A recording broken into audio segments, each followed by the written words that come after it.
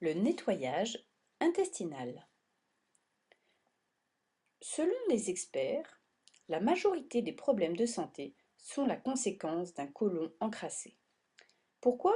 Simplement à cause des habitudes de manger et de boire des aliments chargés de conservateurs, de produits chimiques, de farine blanche, de sucre, de graisse, d'aliments dérivés du lait, du tabac, de l'alcool et même de l'air que nous respirons. Cela provoque une accumulation de matière fécale qui stagne dans le conduit intestinal. Le côlon est un système d'évacuation, mais avec la négligence et les abus, il devient une poubelle. Quand il est propre et normal, nous sommes bien et heureux.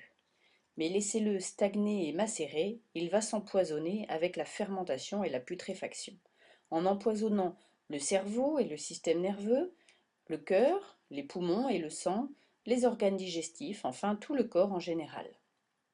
Imaginez-vous, si vous ne vous brossiez pas les dents pendant 5 mois, qu'est-ce qui se passerait avec votre bouche? Imaginez-vous, si vous ne vous douchiez pas pendant 5 mois, 10 ans ou 20 ans, qu'est-ce qui se passerait avec votre corps? C'est la même chose qui se passe pour l'intérieur de votre corps, le système intestinal. Saviez-vous que 8 personnes sur 10 ont des parasites, des vers?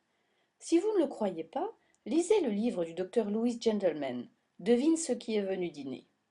Savez-vous que n'importe quelle personne ordinaire porte entre 1,5 kg et jusqu'à 12 kg de matière fécale, des excréments, dans le côlon? Savez-vous qu'une pièce de viande pourrit plus rapidement dans le côlon que si vous la laissiez en dehors du réfrigérateur? Saviez-vous que le poulet que vous achetez au supermarché est plein d'hormones qui peuvent vous causer des problèmes et des déséquilibres hormonaux dans votre organisme?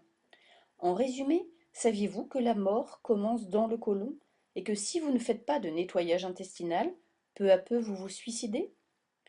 L'accumulation de matière fécale peut causer un état de putréfaction qui peut avoir pour résultat de nombreuses maladies comme le diabète, l'inflammation du foie, la constipation, la fatigue, le surpoids, des rides de vieillissement prématuré, l'hypertension, le cholestérol, des poumons faibles, des odeurs désagréables, des cernes, des maux de tête, des migraines, des cancers, des problèmes de peau comme le psoriasis, comme l'acné et bien d'autres.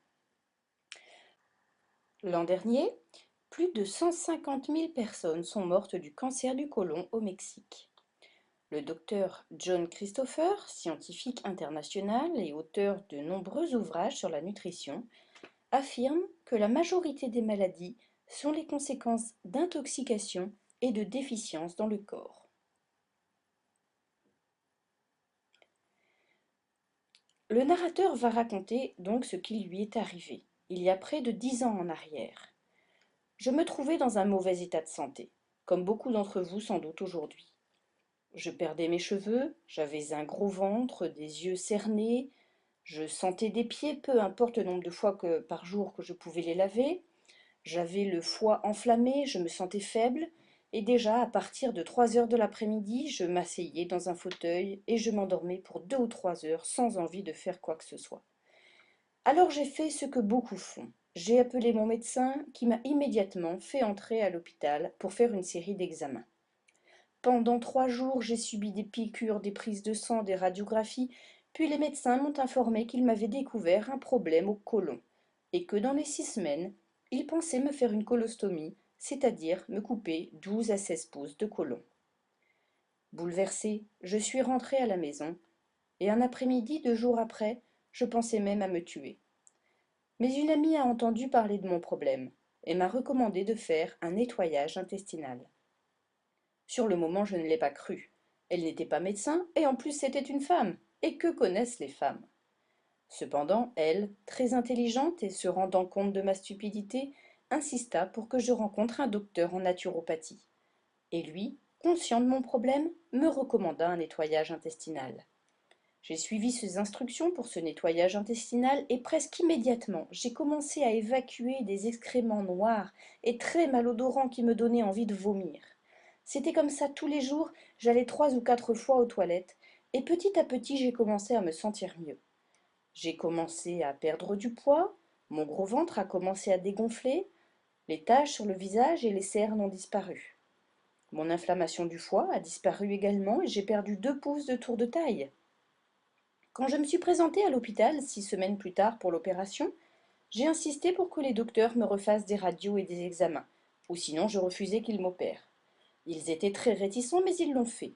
Et ils ont découvert, avec une grande surprise, que j'avais le côlon le plus propre et le plus sain qu'ils avaient jamais vu, et qu'en conséquence je n'aurais pas besoin de l'opération. Quelques jours après, j'ai été étudiée avec ce docteur en naturopathie, et j'ai vu de mes propres yeux de nombreuses personnes qui avaient pu cesser leurs injections d'insuline, des gens qui avaient été paralysés et qui remarchaient, des malades du cancer qui avaient guéri, etc. En réalité, nous ne sommes pas seulement ce que nous mangeons, mais aussi ce que nous digérons et éliminons. Souvenez-vous, tout ce qui rentre ne ressort pas forcément. Il faut se souvenir que tout ce que nous mangeons, il faut le digérer et l'éliminer en 24 à 32 heures. La constipation chronique augmente le risque de cancer du sein chez la femme. Souvenons-nous que le corps n'est pas sain s'il n'est pas propre à l'intérieur. Mettre des médicaments et des aliments dans un corps sale, c'est comme manger dans une assiette sale. Le fameux docteur V.I. Irons, un spécialiste reconnu du côlon, dit la chose suivante. Selon moi, il n'y a pas plus d'une seule maladie. Et cette maladie, c'est l'auto-intoxication, le corps s'empoisonnant lui-même. C'est la porcherie dans notre système qui nous tue. Je suis convaincue qu'à moins que vous ne nettoyiez votre côlon, vous ne serez jamais en bonne santé. Nous sommes comme une voiture. Vous n'achèteriez pas une voiture neuve, puis ne jamais lui changer l'huile. Alors pourquoi ne faites-vous pas également la vidange de votre organisme? Souvenez-vous, peu importe combien de fois nous lavons la carrosserie de la voiture, si nous ne changeons jamais l'huile du moteur, avec le temps, le moteur va se détraquer. C'est la même chose avec notre corps. Tous les jours, quand nous nous levons, nous nous douchons et lavons l'extérieur du corps sans jamais nous occuper de le nettoyer à l'intérieur.